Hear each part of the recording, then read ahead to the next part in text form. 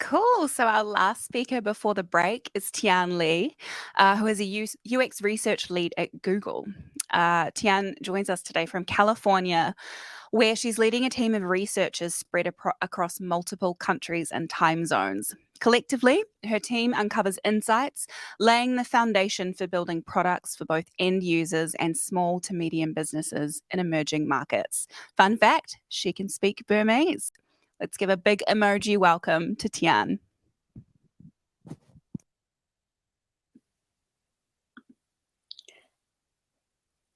Hi. All right. Thank you so much for the introduction. I'm so excited to be here.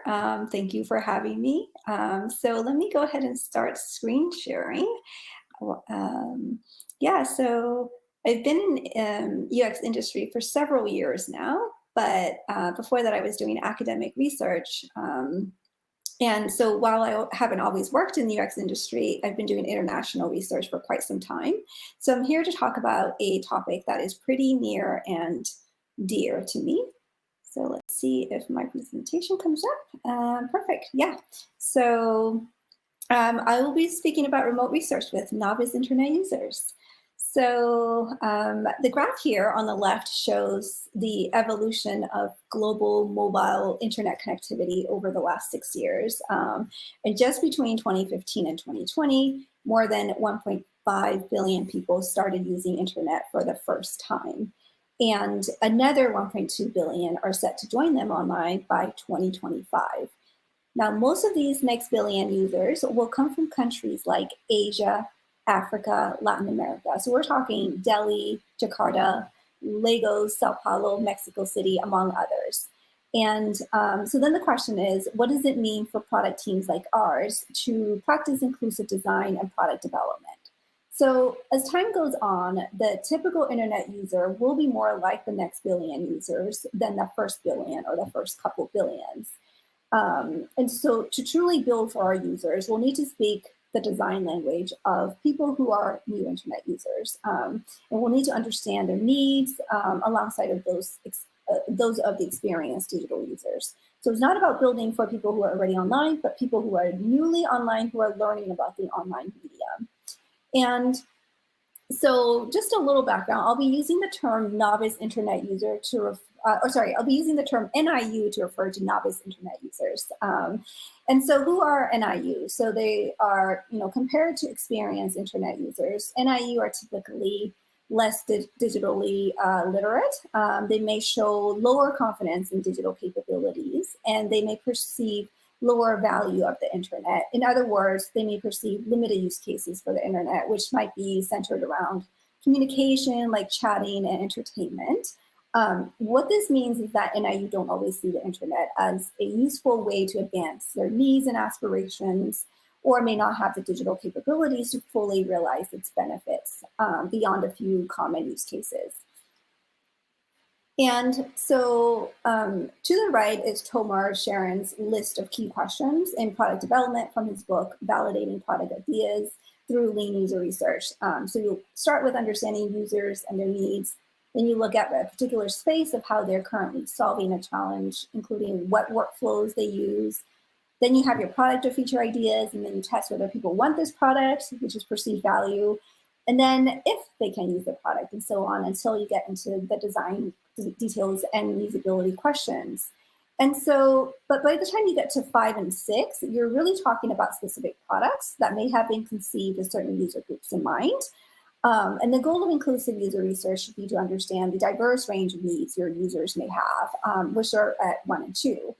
And bringing their voices to the table when making those product and design decisions. And so as UXRs, we'll want to identify and capture everything from NIU needs to all the way to if the features are easily discoverable in the product.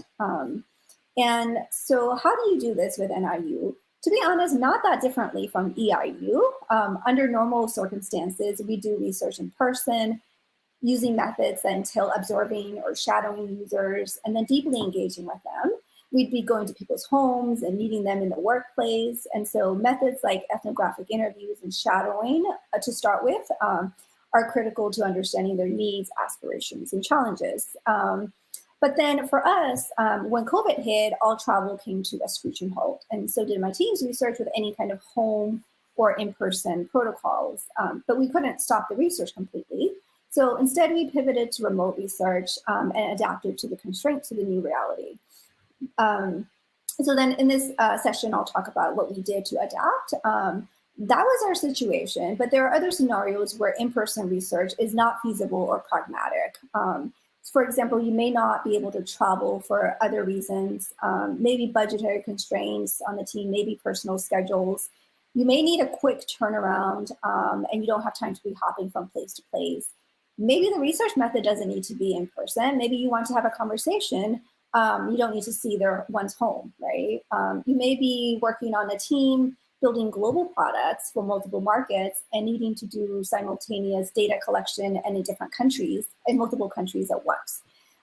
Or you may already be in the same country, but you can only go to one location, can't cover them all in person. And so for various reasons, you may need to do research remotely with NIU. And so there's a few things that we did. And so I'm going to talk about the concept of research localization. We need to first make sure that the research itself is meaningful, relevant, and resonates with the NIU so that we can get the insights that we need.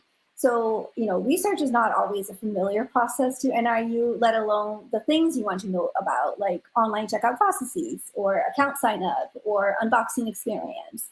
It's important because often we go in and start asking questions like, the participant knows or understands our role as UX professionals and our motivation for peppering them with questions. So with an EIU, we might not think twice about asking them to think aloud, but can you imagine how unfamiliar that prompt is to an NIU? Why is this person asking me to talk to myself if they're gonna be watching me anyway, right? Or if we ask them to talk us through how they might make an online purchase, but we don't know what people actually purchase online or if they purchase online, we could mistakenly use non-relevant examples like talk to me about the time you were looking for cars online, when really a two-wheeler or motorbike is probably more appropriate, right? We might hyper-focus on talking about how people make payments online if we're not aware of how important cash on delivery is to the user. So I want to differentiate this research localization concept from localization research, which is the process of adapting research to adapting a product to a market after launch, right? So you have a product, it's shipped to major markets where the initial target users are, and then you want to expand to more countries. So then you got to translate the content, you got to understand if the brand, the product, and the features are understandable, if it matches the customs and values of the new markets that you're going into. But research localization, on the other hand, is something you do up front to make your research resonate with the user and get the insights that you need rather than adapt the product later. So it's about making sure the research process itself and the content in the research is familiar and relevant to the participant. And this is fundamental stuff that we should do in research anyway, but all the more critical when we're doing research remotely with NIU. And so here's a few examples of what we did differently with research planning and study design to localize research. On the team, we have a model of meeting the user where they are, meaning to choose the research tools, offer options, flexible options for interaction modes that participants are already familiar with, rather than ask them to learn something new to be in the study. We don't want to stress the participants out before the study even gets started, setting up a new app that may be intimidating or they don't have the space for on their phone. So an example is typing is challenging for many NIU, particularly those who use Indic languages. So we provided alternate options for our diary study, including they could send in short audio or video clips through their messaging app that they already use. Or if they preferred, they received phone calls from our research vendors who read the questions and then transcribed the participants' responses. So basically just offering several different options for input modalities. There's a few considerations also for the tools to use, storage space in the phone, how easy is it to download if they must download it, how easy it is to learn the new app if they must use a new app. And then does it need to be signed in with an email? Remember that NIUs don't have an email address, or if they do, they probably don't check it. So in our case, Zipline has been a really great tool. We just create mocks or prototypes, generates a link, we send it to them, and they can open it without having to go through large installations on their phone. And then the link expires after the after the scheduled session. Not everything we did was successful. So one thing that we did, it might sound obvious, but mocks need to be in mobile format. So we had tried creating mobile mocks. We didn't have time to create a prototype, so we put them into a slide deck and then asked participants to pretend how that might appear on their phone. I wouldn't actually recommend that, because the idea of looking through a slide deck was strange, and to then have to pretend on top of that it's really how it would appear on their phone without it really being on their phone was a bit too confusing. It didn't make sense. So the second thing is the importance of language. On the right is just as one example of the rise in numbers of non-English users of internet, and just using India as one example. Teal bars represent Indic language users compared to purple bars, which are English first internet users. And so in countries like India, the generation coming online is more comfortable in native language for online navigation than in English. So language can be a big blocker to expanding internet access. So knowing that our users are majority non-English speakers has implications for us as researchers. So one, we obviously we have to translate. That is a key part of research, but then that's only half the process. So if you really want to make sure that the translation makes sense to the NIU, you've got to back translate into English. And so we had to ask our research team to read the translated content, whether it's in Portuguese, Bahasa, Telugu, and then telling us back in English what they read. And that helped us understand if the original translations were intuitive to native speakers and conveyed what we actually wanted to convey, as well as if it made sense contextually to the UI or to the product at hand. It's tedious, maybe painful, but critically important in making sure that we were conveying the meaning of concepts rather than literally translating words from English to another language. Second thing was to use multiple languages. And sometimes, counterintuitively, it means using English phrases. And so this happens when the digital concept doesn't exist in the native language, or when the translated word is too formal, too pure, too classical. We use a more conversational English word instead. And we've had participants tell us literal translations from English to local language, and a lot of translated web content are quite strange and difficult to understand. Some examples like Hindi words for membership, or words for verify. The literal translations are too classical to be relatable. And then the final one is to use mixed languages, both English and whatever the local language is.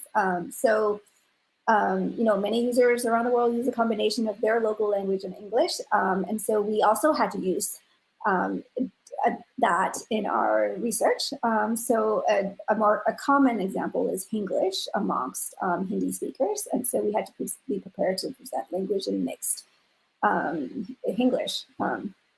So let's go to the next one. So for this, I'm going to show you a few icons on the right. I want to know if you recognize what they mean. So let's see this. All right, and then this one is our second one. And our third one is this one. So what they have in common is they are abstracted representations of an action we could take online. It's common across UX design, but this abstraction is just so hard for NIUs who are unfamiliar with these things. And so we can't assume that the labels and the categories we use to describe them are universally understood. So we want to communicate digital concepts in the most concrete and tangible way possible, which is to first describe it and then give examples. And so in our case, it wasn't enough to ask people if they shop through e-commerce, right? So it may not be self-evident without a description. So an e-commerce is an online marketplace where you can browse offerings from different sellers and purchase items online, and then give examples like Tokopedia, like Flipkart, to really make sure that we achieved a shared understanding of what we were asking about. We had to ask our in-country teammates and our vendors to generate a list of local examples for us. Cool. And then the other part that's sort of related is, although we're building these digital products, many times the most relevant example actually is something offline. And so one example is we wanted to know about NIU perceptions of ads, digital ads, but we started by asking them about their experience with TV ads, print ads, billboard ads, as well as video ads on YouTube, with which they're a lot more familiar. And then another example is add to cart. And so that makes sense to users who are familiar with shopping carts. But to the MBU shopper, a better analogy might be to put it in bag or put it in basket, because that is what is used when shopping. And so just the representations themselves have to be locally relevant to the thing they're actually using. And then another example is we had e-ticket, and that itself, we learned, was not self-explanatory to users who primarily conduct these purchases offline, where people visit a ticket office, stand in queue, purchase a physical ticket. So in the case of an e-ticket, it's not necessarily self-evident where the ticket goes when it's been purchased and when it's been saved. And so, yeah, so that was a learning that we had. So you might be thinking, all of this is great, but who's actually doing the sanity check? And so, and like, who's telling you what kind of representation works? What are good examples? What wording works best? And so what we did, just whenever possible, my team leaned on local and knowledgeable helpers. And we looked for cultural consultants and ambassadors who could give us more nuanced understandings of the data, as well as doing sanity checks and guiding the research planning ahead. So the first thing is, I just wanted the team to be on the ground in the market and local. And so that way the research is from within rather than imported. Luckily for me, we do have a research team that is placed in some of our key countries. It was important for me to advocate to have local and in-market researchers. If you're a team of one or you have a small research team, there may be other ways. If you work for a global company, you could reach out to teammates who are from the NIU's country and cultural background as the consultants. They don't need to be working on your same team or the same products as you. They could be sales or marketing partners, marketing teams who partner with your team in that market. They could be engineers who work in a different office.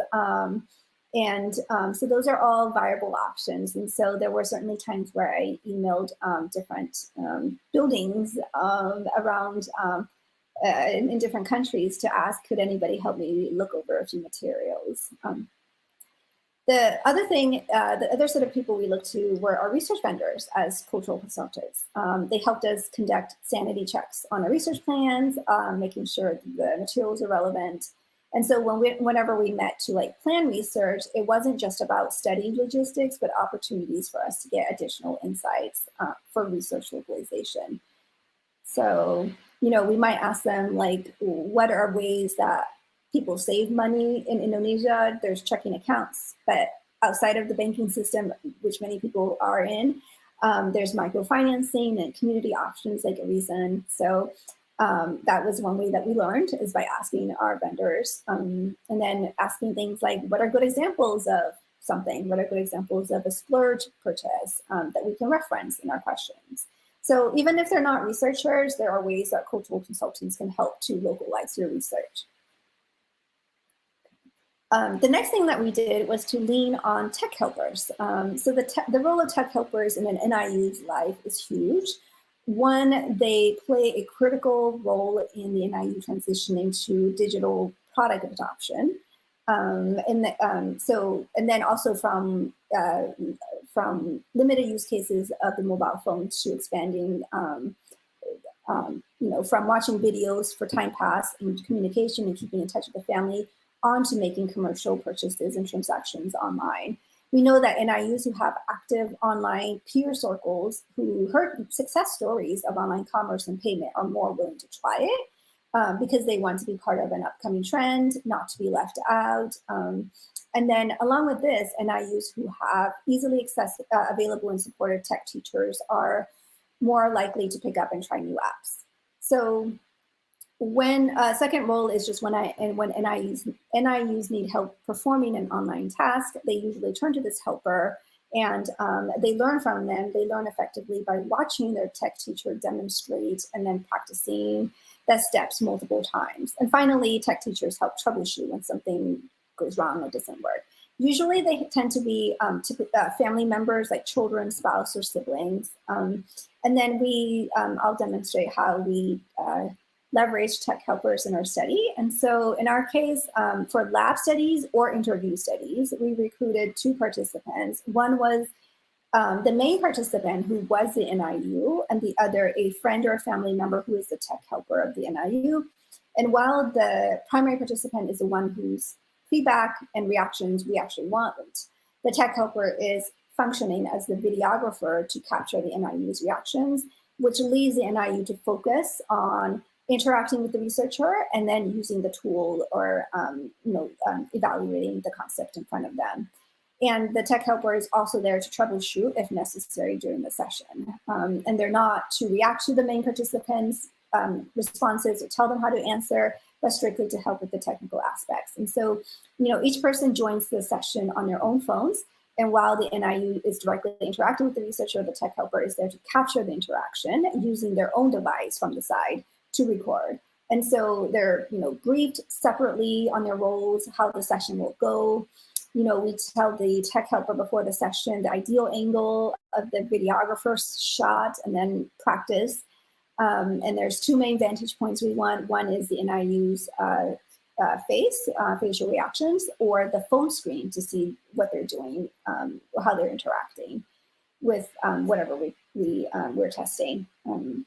And when we showed those product mocks, then we could watch simultaneously how they're interacting with the prototype, as well as their reactions through their facial expressions or their bodily language from the tech helper's perspective. And you might ask, though, what happens in other types of research that requires substantial time and commitment from the NIU, like a diary study? So do we always have 2 participants for 1 to 2 weeks? So in those cases, no. We hired a vendor team to stand in as our tech helpers. And so rather than, in the usual case where the diary studies involve the participants responding through a self-serve tool or platform, what we did was to engage a vendor team to support data collection. And for the multiple days of the study, each NIU participant had a member of the vendor team as their go-to person to whom they could reach out with questions. This vendor team member also called their NIU participants to get their entries for each diary session. From the vendor's perspective, one person supports multiple NIUs, but from the NIU participants' perspective, they have that one consistent support person to reach out to during the duration of the study. And I think that my time is almost up, so I'm just going to conclude here.